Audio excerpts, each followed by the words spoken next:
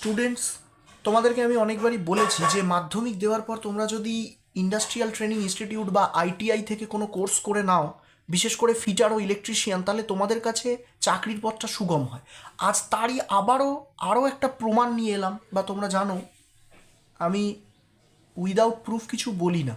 তো দেখো, তাহলে আজকের সবথেকে বড় নিউজ তোমাদের জন্যে, সেন্ট্রাল গভর্নমেন্টের একটা খুব খুব ভালো সংস্থা, Indian space and research organisation, যেটাকে ইসরো বলি আমরা সংক্ষেপে, সেখানের human space and flight centre থেকে ফর্ম বেরিয়েছে।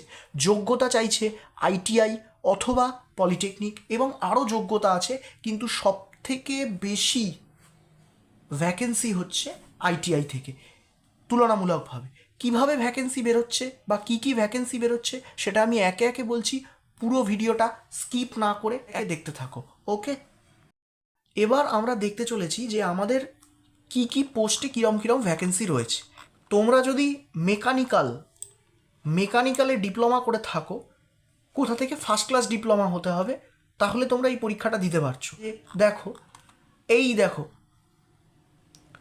তোমাদের একটু আগেই আমি বলছিলাম যে তোমরা যদি আইটিআই করে থাকো তাহলেও তোমাদের এখানে একটা জায়গা রয়েছে পরীক্ষা দেওয়ার সুযোগ। দেখো, পোস্ট কোড 15।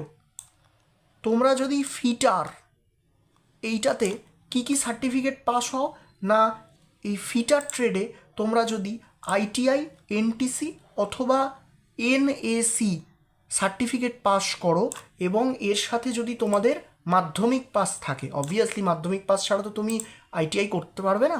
মাধ্যমিক পাশের পর তোমরা যদি এই ট্রেডগুলোতে আইটিআই করে থাকো ফিটারে, তাহলে তুমি এই পরীক্ষাটা দিতে পারছো। কেমন? নেক্সট, আচ্ছা, এবার একটু ভ্যাকেন্সির ব্যাপারে বলি। এখানে ভ্যাকেন্সি আছে আনরিজার্ভদের জন্য 10টা। আবার বললাম যে ভ্যাকেন্সিটা কম ভেবো না, ইসরোর ফর্ম কিন্তু মাঝে মাঝে বেরোয়, সুতরাং পরীক্ষাটা কিন্তু দিতেই হচ্ছে।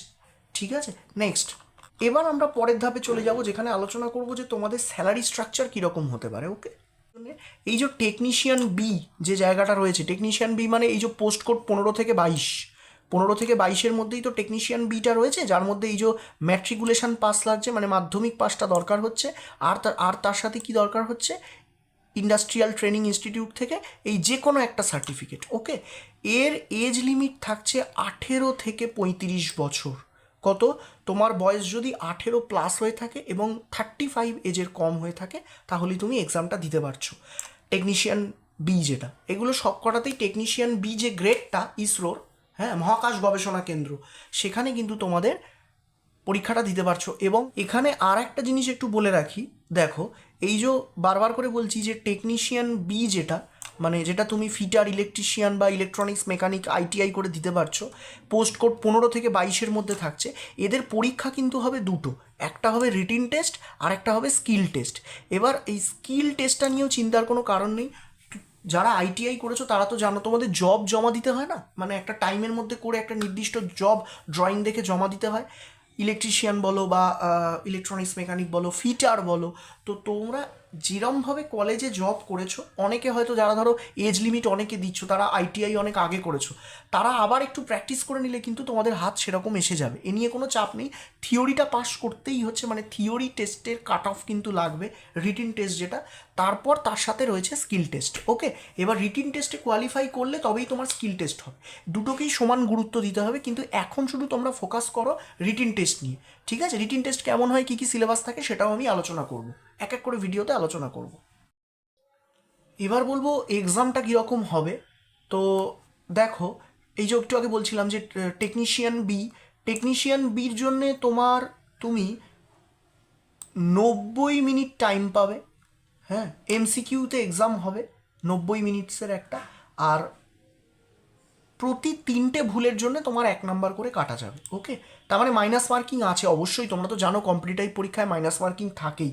ঠিক আছে, 3টে ভুলের জন্য একটা করে কাটা যাবে। কিন্তু দেখো, তোমাদের যদি পারফরমেন্স সেরকম থাকে, তোমাদের টেকনিক্যাল থেকে অনেকটাই কোশ্চেন আসবে, কেন ভুল হবে? প্রথমেই নেগেটিভিটি নিয়ে এগোবো কেন? প্রথমে মনের মধ্যে এতটা পজিটিভিটি রাখো যে, বারবার করে বলছি যে মহাকাশ গবেষণা কেন্দ্র এরকম একটা জায়গায় তোমরা পরীক্ষা দিতে যাচ্ছ। ঠিক আছে, এই মেন্টালিটি নিয়ে পড়াশোনা শুরু করো। ওকে, আর এখানে কোয়ালিফাইং মার্কস কী হবে না হবে এগুলো নিয়ে অন্য ভিডিওতে আমি বলবো পরপর করে। কিভাবে অ্যাপ্লাই করবে, কোন কোন জোন সিলেক্ট করবে সেটা নিয়ে আরেকটা ভিডিওতে বলবো, কেমন? তো ততক্ষণ অবধি এটা মাথায় রাখো, এবং কোন ওয়েবসাইট থেকে তোমরা অ্যাপ্লাই করবে সেটাও আমি বলে দেবো। ভিডিও ফলো করতে থাকো, শেয়ার করতে থাকো, আর নিজেদের ইনফরমেশনের জন্য আমার ভিডিওগুলো যখনই যে দেখতে বসো, অনেকে আছো আমার স্টুডেন্ট যারা চাকরি করো, চাকরি করতে করতে আবার আরেকটা পরীক্ষা দিচ্ছ, তারা কি করবে, তারা যখনই এই ভিডিওটা দেখলে সেটা তোমরা দেখে যে কোনো একটা খাতায় নোট ডাউন করে নাও যে আমি কী কী পয়েন্ট বললাম, সেই পয়েন্টের রেসপেক্টেই কিন্তু ফর্মটা ফিল আপ করবে এবং সেইভাবে এগিয়ে যাও। আশা করি আশাহত হবে না। কেমন? চলো ওয়েট করো নেক্সট ভিডিওর জন্য।